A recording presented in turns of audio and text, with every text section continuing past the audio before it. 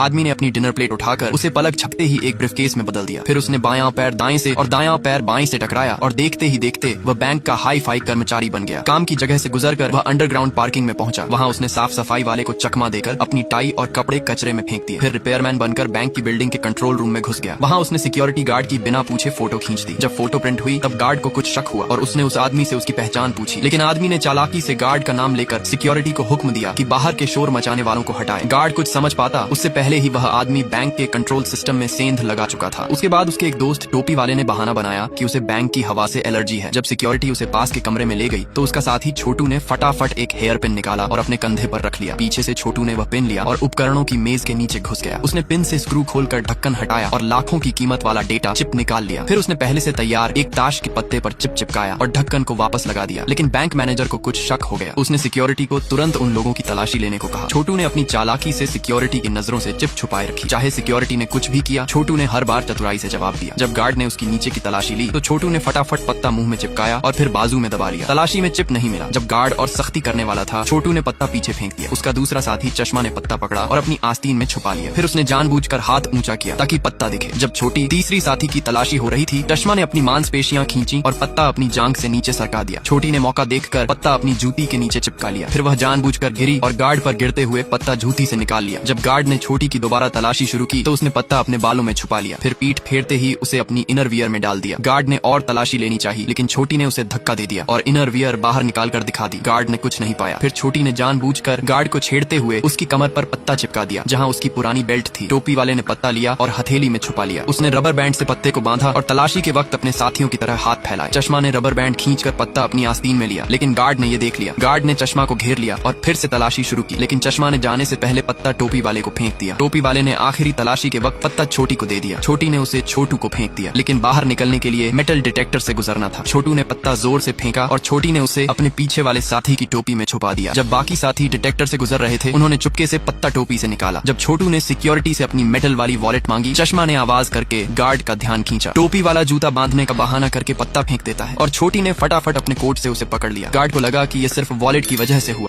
इस लड़की का पूरा परिवार मधुमक्खियों से एलर्जी वाला था, लेकिन एक दिन वही लड़की और उसकी माँ एक ऐसी गाड़ी में फंस गई जिसमें 2 करोड़ 20 लाख खतरनाक जानलेवा मधुमक्खियां थीं। गाड़ी में बैठी माँ बेटी ने देखा कि सामने सड़क पर एक जबरदस्त एक्सीडेंट हुआ है। एक बड़ी ट्रक और एक छोटी कार टकरा गई, जिससे जोरदार धमाका हो गया। वो बड़ी ट्रक अब तेजी से उनकी तरफ ही आ रही थी। औरत ने जल्दी से ब्रेक मारा। ट्रक वाले ड्राइवर ने किसी तरह ट्रक को रोक तो दिया, लेकिन ट्रक के ऊपर रखे हुए डिब्बे गिरकर टूट गए। उन डिब्बों में से लाखों जानलेवा मधुमक्खियां उड़कर बाहर आ गई। औरत ने जब पीछे मुड़कर देखा तो डर के मारे सन्न रह गई। उनकी गाड़ी पूरी तरह से मधुमक्खियों से घिर चुकी थी। शुक्र ये था कि उनकी कार की खिड़कियां बंद थीं, लेकिन ट्रक वाला समय पर अपनी खिड़की बंद नहीं कर पाया और उस पर मधुमक्खियां टूट पड़ी। वो आदमी अपनी जान बचाने के लिए गाड़ी से बाहर भागा और औरत से विनती करने लगा कि प्लीज गाड़ी का दरवाजा खोल दो। लेकिन अगर वो दरवाजा खोलती तो खुद और उसकी बेटी भी मारी जाती, इसलिए वह मजबूरी में बस देखती रही और वो आदमी जमीन पर गिर पड़ा। लेकिन पता नहीं क्यों अब सारी मधुमक्खियां उसी कार की तरफ बढ़ने लगी। लाखों मधुमक्खियां कार के शीशों पर चिपक गईं और अंदर घुसने की कोशिश करने लगी। माँ बेटी अब कार में फंस गई थी। औरत ने तुरंत 911 पर कॉल कर पुलिस और बचाव दल को बुलाया। उसने उन्हें अपनी जगह बताई और कहा कि उसकी बेटी को मधुमक्खियों से एलर्जी है। कॉल रिसीव करने वाले ने कहा कि एहतियात के लिए एड्रेनलिन यानी दवा तैयार रखें। थोड़ी देर में पुलिस और फायर ब्रिगेड मौके पर पहुंची। पुलिस ने मधुमक्खियों से कम घिरे इलाके से लोगों को बचाना शुरू किया, लेकिन जिस कार में माँ बेटी थी और वो ट्रक, उनके लिए एक्सपर्ट फायर टीम को बुलाया गया। पुलिस चाह रही थी कि मधुमक्खियों को फैलने से रोका जाए, वरना वो पूरे शहर में कहर मचा देती। लेकिन गर्मी के चलते मधुमक्खियां और भी ज्यादा गुस्से में आ गई। ट्रक में तो पूरे 2 करोड़ 20 लाख मधुमक्खियां भरी थी। फायरमैन सुरक्षा वाले कपड़े पहनकर पहुंचे। उन्होंने देखा कि ट्रक वाला अब मर चुका था। फिर वो औरत और उसकी बेटी को बचाने पहुंचे। कार चारों तरफ से मधुमक्खियों से ढकी हुई थी। उन्हें बाहर निकालना आसान नहीं था, क्योंकि लड़की को एलर्जी थी तो मधुमक्खियों को भगाए बिना उसे नहीं निकाला जा सकता था। उन्होंने कार्बन डाइऑक्साइड वाली स्प्रे इस्तेमाल की, लेकिन सारी स्प्रे खत्म हो गई और मधुमक्खियां फिर भी नहीं हटी। मधुमक्खियों ने पानी खींचने वाली मशीन के पाइप को जाम कर दिया, जिससे पानी भी नहीं निकल पाया। फायर टीम के कप्तान ने और गाड़ियां बुलाने के लिए रेडियो पर संदेश भेजा। इसी बीच कार के अंदर औरत को एक डरावना नजारा दिखा। एक मधुमक्खी कार के अंदर आ गई थी। कॉल सेंटर वाला बोला कि जल्दी से सभी एयर वेंट बंद कर दो। औरत ने ऐसा किया, लेकिन तब तक कई मधुमक्खियां अंदर आ चुकी थी। अब लड़की खतरे में थी। अगर एक भी मधुमक्खी ने उसे डंक मार दिया तो बाकी मधुमक्खियां भी उसी पर टूट पड़ेंगी और उसकी जान जा सकती है। इसलिए दोनों अब एकदम चुप और बिना हिले डुले बैठ गई, ताकि मधुमक्खियां उन्हें नुकसान न पहुंचाए। फायरमैन को एक और घायल औरत मिली। उसकी सांसें बहुत कमजोर थी। जब वो उसे चेक करने लगे तो देखा कि उसके मुंह से मधुमक्खियां बाहर आ रही थी। उसकी सांस की नली जाम हो गई थी, जिससे उसे दम घुट रहा था। कार के अंदर भी हालत बेकाबू हो गई थी। एक मधुमक्खी लड़की के चेहरे पर आकर बैठ गई थी और उसका डंक लड़की की तरफ बढ़ा रही थी। लड़की ने झट से हाथ मारकर उसे मार डाला, लेकिन शायद देर हो चुकी थी। जिस जगह मधुमक्खी ने काटा वहाँ सूजन और लालपन आ गया था। कॉल सेंटर वाले ने औरत से कहा कि जल्दी से एड्रेनलिन निकालो। उसने पूछा कि ये दवा किसके लिए है, तभी पता चला असल में लड़की ही नहीं, औरत खुद भी मधुमक्खियों से एलर्जी वाली थी।